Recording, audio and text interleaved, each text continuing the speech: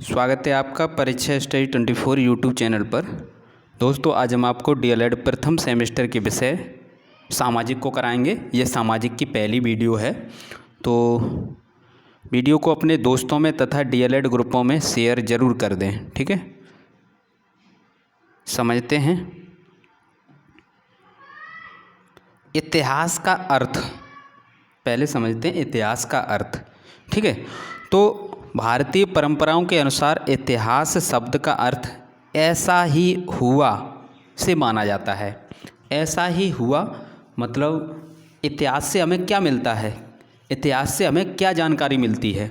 जैसे जो समय बीत गया है, ठीक है, उस बीते हुए समय में क्या घटनाएं घटी थीं, ठीक है, क्या क्या हुआ था, ये जानकारी हमें मिलती हैं। तो भारतीय परंपराओं के अनुसार इतिहास शब्द का अर्थ है ऐसा ही हुआ, ऐसा ही हुआ से माना जाता है। यानी अंग्रेजी भाषा में हिस्ट्री ग्रीक शब्द, जो ग्रीक शब्द है हिस्टोरिया, इससे लिया गया है, जिसका अर्थ है वास्तविक अर्थ में क्या घटित हुआ है। तो आप समझ गए कि इतिहास क्या है। यहाँ से परिभाषा से आपको समझ में आएगी कि इतिहास की अवधारणा, आवश्यकता या महत्व। तो इसमें लिखेंगे इतिहास क्या है, बीते हुए समय और उस समय के लोगों को जानने या समझने का एक साधन है। तो इतिहास क्या है, हम इतिहास जो पढ़ते हैं या विषय इतिहास विषय पढ़ते हैं, उसमें क्या हमें पढ़ाया जाता है, बीते हुए समय में जो समय बीत गया है उस समय के लोगों को समझने, या फिर उस समय क्या मुद्रा चल रही थी, उस समय क्या नियम कानून थे, प्रशासनिक थे, ठीक है, उनकी व्यवस्थाएं कैसी थीं, कैसे मकान थे, तो वो सब हमें जानकारी मिलती है। ठीक है, तो यहाँ से आपने ये समझा। ठीक है, परिभाषा पूछी जाती है, आपके पेपर में क्या पूछी जाती है, परिभाषा पूछी जाती है। तो इतिहास की परिभाषा पूछी जाए तो आप लिख सकते हो। रेफसन के अनुसार इन्होंने क्या बताया है, इन्होंने बताया है कि इतिहास घटनाओं या विचारों की उन्नति का सुसंबद्ध विवरण है। ये किसने बताया, रेफसन ने। प्रोफेसर घाटे के अनुसार ये पूछी गई है कि प्रोफेसर घाटे के अनुसार परिभाषा दीजिए। तो इतिहास हमारे संपूर्ण भूतकाल का वैज्ञानिक अध्ययन तथा लेखा जोखा है। क्या है, संपूर्ण भूतकाल का वैज्ञानिक अध्ययन तथा लेखा जोखा है। हेनरी जॉनसन ने क्या बताया है, हेनरी जॉनसन ने बताया है कि भूतकालीन घटनाओं का उल्लेख ही इतिहास है। ये हेनरी ने बताया कि जो भूतकालीन घटनाओं का उल्लेख है वही इतिहास है। टाइनबी के अनुसार इन्होंने बताया है कि इतिहास गतिशील मानव व्यवहार की खोज है। इतिहास क्या है, गतिशील मानव व्यवहार की खोज है। तो ये इतिहास की परिभाषा है। ठीक है, इतिहास का विभाजन किया गया है, इतिहास का विभाजन किया गया है 3 में। ठीक है, एक तो पूर्व ऐतिहासिक, पूर्व को ही प्राक ऐतिहासिक काल कहते हैं, एक है आदि ऐतिहासिक काल, एक है ऐतिहासिक काल। तो इस समय के बारे में पढ़ने के लिए थोड़ा हम पॉइंट से समझा देते हैं कि इतिहास को 3 भागों में बांटा गया है। ये हैं 3 भाग।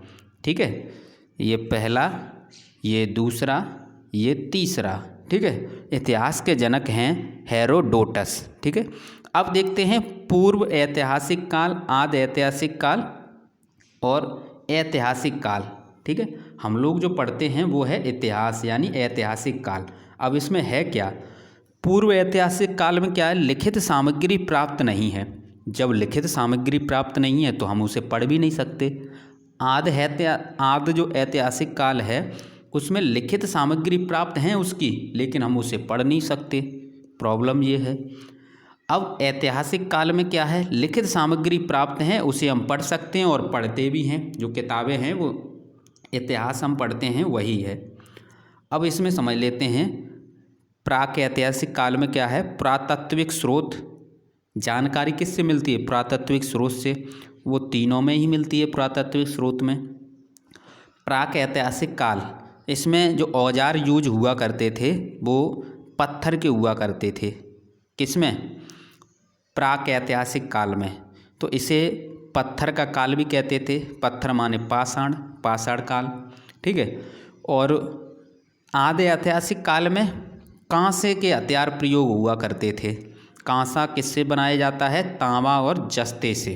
तांबा और जस्ते से एक प्रश्न यहीं से बनता है। तो यानी सिंधु सभ्यता है वो आदि ऐतिहासिक काल में आती है, ठीक है। इसे ही हम कांस्य युग भी कहते हैं। और प्राक ऐतिहासिक काल यानी पत्थर के औजार थे तो पाषाण युग था। अब आया है आपका ऐतिहासिक काल, इसमें लोहे के औजार यूज हुआ करते थे तो इसे ही लोह युग कहते हैं, ठीक है। तो ये आपको अंतर समझ में आ गया, तो इनसे बहुत से पॉइंट आपको समझ में आ जाएंगे। अब समझ लेते हैं जो आपका हम पढ़ा रहे थे यहाँ पर, ठीक है। प्राक ऐतिहासिक काल वह समय जिससे संबंधित कोई लिखित सामग्री या साक्ष्य प्राप्त नहीं है, पूर्व ऐतिहासिक काल या प्राक ऐतिहासिक काल कहलाता है। आदि ऐतिहासिक काल वह समय जिससे संबंधित लिखित सामग्री प्राप्त हैं किंतु उसे पढ़ा नहीं जा सकता है, उसे आदि ऐतिहासिक काल कहते हैं, ठीक है। ऐतिहासिक काल वह समय जिससे संबंधित लिखित सामग्री प्राप्त हैं एवं उसे पढ़ा भी जा सकता है, उसे ऐतिहासिक काल कहते हैं। तो इस प्रकार आप लिख सकते हो। नेक्स्ट है इसी में इतिहास का महत्व पूछा जाए, आवश्यकता पूछी जाए तो आप लिख सकते हैं इससे नैतिक भावना का विकास होता है, इससे राष्ट्रीय भावना का विकास होता है, इससे विश्व बंधुत्व की भावना का विकास होता है, इससे देश प्रेम की भावना का विकास होता है, ठीक है। क्योंकि इसमें हम क्या देखेंगे कि एक देश दूसरे देश की मित्रता देखेंगे तो देश प्रेम एक देश दूसरे देश की मित्रता देखेंगे या उसने हमारा सहयोग किया तो वो क्या होगा, विश्व बंधुत्व की भावना विकसित होगी। इससे क्या है, अपने देश के प्रति प्रेम की भावना जागृत होगी और सामाजिक गुणों का विकास होगा, सांस्कृतिक गुणों का विकास होगा। ये सभी इतिहास का महत्व है। पुरातत्व की डेफिनेशन आती है लिखने को। प्राचीन काल में मानव द्वारा प्रयोग में लाई वस्तुओं, निर्मित मंदिरों एवं इमारतों आदि के अवशेषों का अध्ययन पुरातत्व कहलाता है और इसका अध्ययन करने वाले पुरातत्ववेदा कहलाते हैं। तो पुरातत्ववेदा की डेफिनेशन भी आप लिख सकते हो। इस प्रकार के खुदाई द्वारा ऐतिहासिक तत्वों का पता लगाने वाले व्यक्तियों को पुरातत्ववेदा या पुरातत्वविद कहते हैं, ठीक है। मानव ने जब लिखना शुरू किया तब उसे कागज़ का ज्ञान नहीं था। वह अपने लेखों को ताड़पत्रों, भोजपत्रों, ताम्रपत्रों पर लिखता था।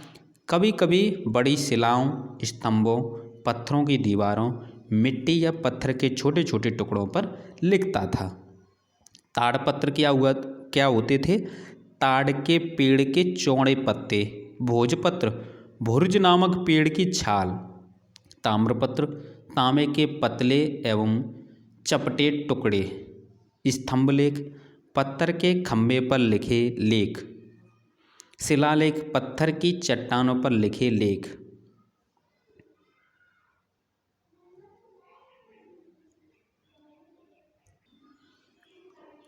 नेक्स्ट देखते हैं, यह प्रश्न पूछा जाता है कि इतिहास को जानने के स्रोत या साधन।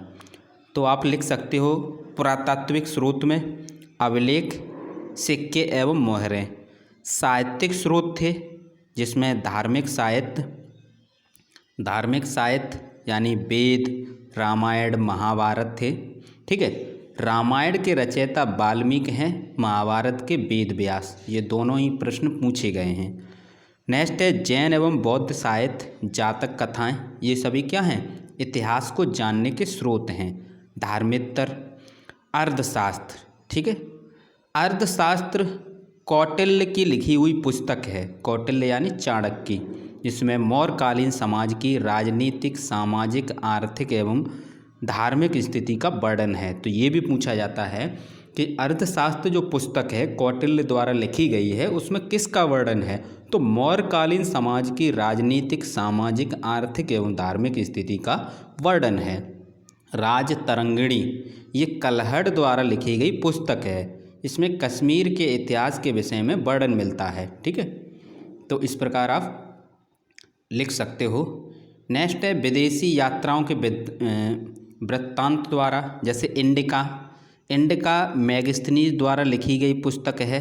ठीक है, जो पुस्तक जिसने लिखी है, एक प्रश्न सभी का पूछा ही गया है, तो ये इम्पोर्टेंट हैं। यूनानी राजदूत था मैगस्थनीज क्या था? यूनानी राजदूत था। चंद्रगुप्त मौर्य कालीन समाज की झलक मिलती है इसकी पुस्तक में। ठीक है, यात्रा विवरण, जैसे फायान क्या था? चीनी यात्री था जो गुप्त काल से संबंधित इसने वर्णन किया है।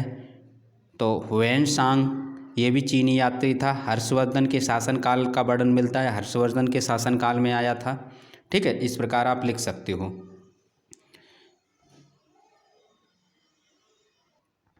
पुरातत्विक स्रोत में वर्णन करने को आए तो आप लिख सकते हो अभिलेख, यानी पत्थर, धातु, मिट्टी तथा लकड़ी आदि पर लिखे ऐतिहासिक तथ्यों को अभिलेख कहते हैं।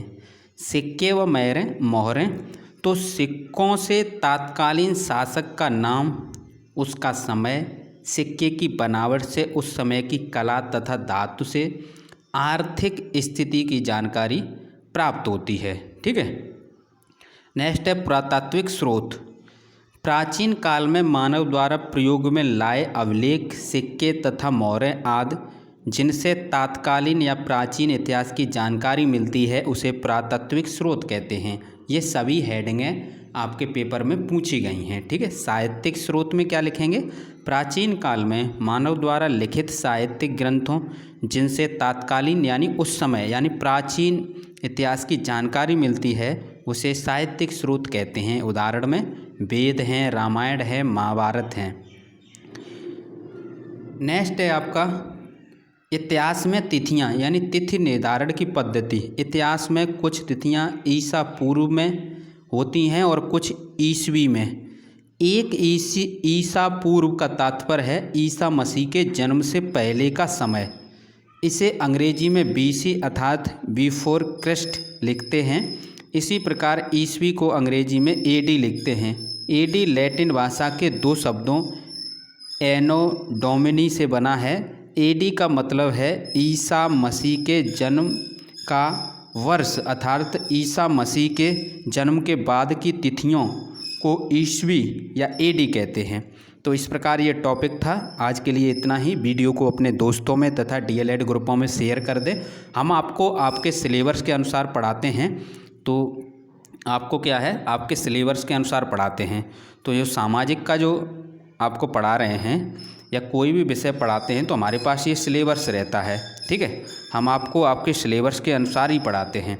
ऐसा कोई नहीं कि मतलब फालतू का पढ़ाते हैं। और आपके पेपर में प्रश्न पूछे भी जाते हैं। और हम आपको बता दें, जो हम आपको कराते हैं, ठीक है, वो आपके जो टॉपिक है उसे सरल भाषा में बनाने की कोशिश करते हैं। जैसे इतिहास के बारे में आज पूछा गया था तो ये टॉपिक हमने कंप्लीट कर दिया है आपका। ठीक है, थैंक यू दोस्तों। वीडियो को शेयर करें, लाइक करें।